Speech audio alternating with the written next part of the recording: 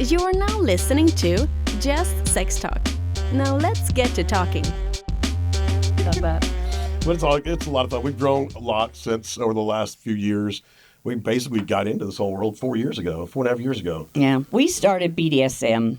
He introduced me to that, and I was like, "Yeah, I like wearing leather, but you're not tying me up. In charge. We could do the other way." So I'm the dom, and he's the sub. So I have a question about that. Okay. So, and if it's too deep, just let me know. So, You like, can ask us anything. so a lot of people get into BDSM because of trauma.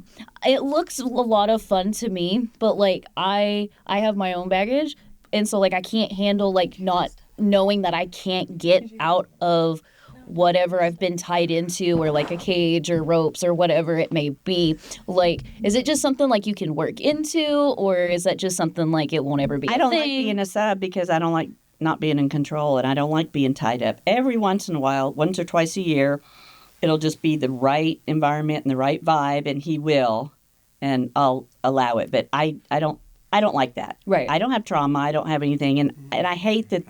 A lot of people like 50 Shades of Grey. I hated that because he had psychological damage. Right. And that's not true. He grew up in mom and pop Beaver Cleaver. Motherfucker. Yeah, you did. Motherfucker. Yeah, God damn, look good shit. So I don't like that people equate it with emotional trauma. Right. Because it's not. It's a pleasure. He likes to be edged. We've had to learn. I was like, I want to fucking so fuck me down, and then I can do all that because I'm sitting there tying him, and he likes to be edged, and I'm like, I just fuck me, and I want to come. And he's like, no, I don't have to come. He likes all the other stuff. So we've had to learn that. And then for us, We've actually had video where you've strung me up to the ceiling and you're beating me. Now The pinata? It's a Mexican! I want the candy. I want You the can candy. see this Trump says, go back. Sitting out grin on her face like she's laughing. Build that wall, motherfucker! Build that wall! I'm the one who enjoys it more than anything else. Well, then it's good to hear that point of view, because the only people I've gotten to talk to, they've always had this baggage going into it. So I love hearing like completely different. Catholic So seriously, girl. on your thing is like you have if you're being tied up and all that stuff, which some of the stuff to get to do some of that will help you grow as a person, but to do some of that stuff with, you really need to trust that person 100%. So Right. when you say untie me, they immediately untie you. They need to be able to they need to be able to read you like properly, like you know, they can play around with you, be like and then they're playing with you, but once you deliver this thing with your body language, it says untie me right now, they need to be like, okay, done. Yeah. Chrissy, my wife, she would always say, you know, you can tie me up, but they need to be loose enough where I can get out of it if I need to. I'm like, well, then I'm just laying it on top of you. Like, I mean, and that didn't really matter to me because I really wasn't that into it. It was just kind of a sexy look. And then we had this one intense moment. We were at a resort somewhere else, and we were like, it was a weird night. Like, that was a really cool resort, but everybody goes to bed early. But anyway, it's just us, and we ended up doing some weird shit that night. But at the end of the night, we went back to bed at the bedroom, and I was like, I tied her up real tight, and we had this like really intense moment.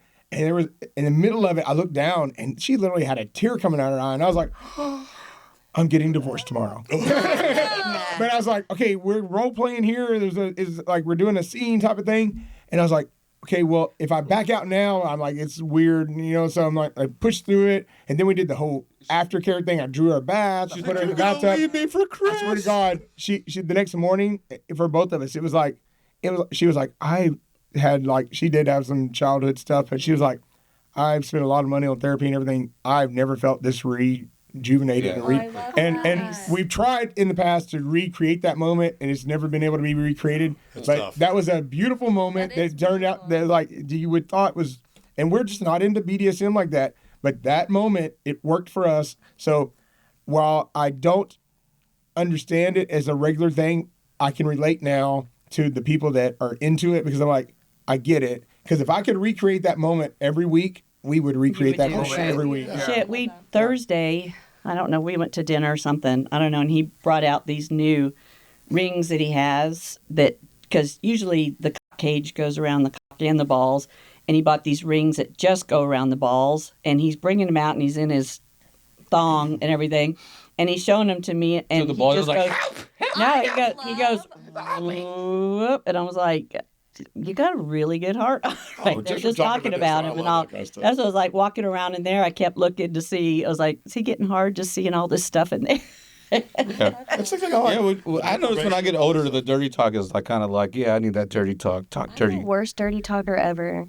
You too? Yeah, I'm like, yeah, give me that wiener. Yeah. You like that? Because you're like trailer park trash. Can I see your ding ding? You good. Just wait after this cigarette. Ash it on you. Ooh. Yeah, I'm going to spread them legs. I'm not good either. Stretch them balls. I will repeat whatever you tell me to repeat, but I am not like an initiative person. I'm not gonna be like, yeah. I just feel so stupid. Like even trying, even right now, like just trying to do it, I feel like I don't know. Maybe it's like an insecurity with myself, I guess. Well, you put it on yourself. Yeah. If the other person what doesn't if- care, what if if you're, you care like, about it more in than you love have, they do. And I say, and I like mess it up. I'm like, yeah, you like my dick, and then I'm like, oh wait, I have a. Hi, you like that laugh? Then you laugh. Well, unless you're wearing a That's gonna be chaperone, funny. you like my... I've recently started to like get a little bit better, and my boyfriend has like a couple of things that he likes to be said in bed, and so like it's been a learning curve, and I'm like, The more comfortable you get, like it's together 9 getting years, there. So I'm really great with him. Well, don't put too much practice into that. We'll see if he's still trying to say the same thing next podcast. Yeah. I'm just gonna let the cat out of the bag. I'm going to marry this human in like June or July. Okay, like so this one's staying. We'll see you next podcast. Until we find something different. Nah. Wait, No. but that's, I hope you that's do. the fun of the LS. You're allowed to find other people. You can't. Oh yeah, but like People all over the this place. is my forever partner. Like this is the person I'm gonna come home to. This is the person who has my. How long you been dating him? That's irrelevant. No, it's not. Well, I've known him for 3 years, so how 3 long years I've still been, not that long time. how long I've been dating him really 3 years doesn't still matter. not a long time to be like, this is my life partner. Listen, This is my life married partner. 3 times because I get bored. I told I've him been with Anthony, so the longest I've ever been with anybody is 4 years, okay? I've been with this man for going on 9 years, and I do not get sick of him yet. It's great. Ew, gross. We were talking What do you Yeah, think? but how, Do you think I love him or something? but how long were you with him before you like, this is my person? 9 years? Day two of being Day two? around him. Yeah, actually, and here's the funny part. He lived in Texas, and I lived in Oklahoma, and I drove 3 hours to get that dick. And then I was like, Dallas to all San right, that's Antonio. it. I test drove that car, and it was awesome. I missed your hand. I've never been in the middle of Eiffel Tower, Yay! as far as y'all know. Well, that's good for you guys. Or 3 happy. times. We were the same way. The day we met at a bar in San Antonio, we were driving home that night. I told my buddy who was driving my truck, I was like, I'm going to marry that girl. I think y'all are just a bunch of desperate motherfuckers. Shut up.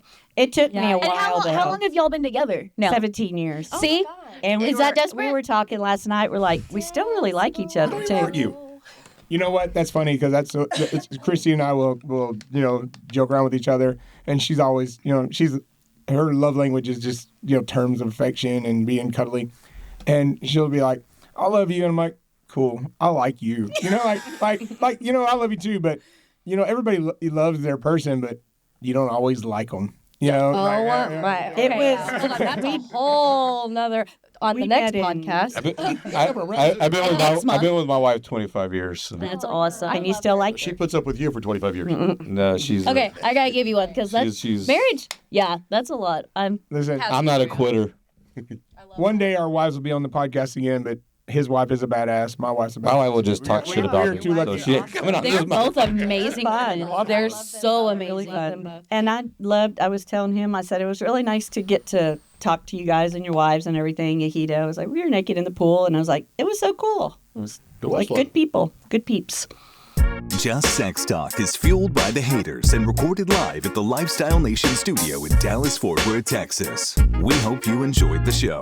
If not, then this show just isn't for you, and no hard feelings. To experience more shows, go to JustSexTalk.com. And to contact the show, send an email to JustSexTalkPodcast@gmail.com.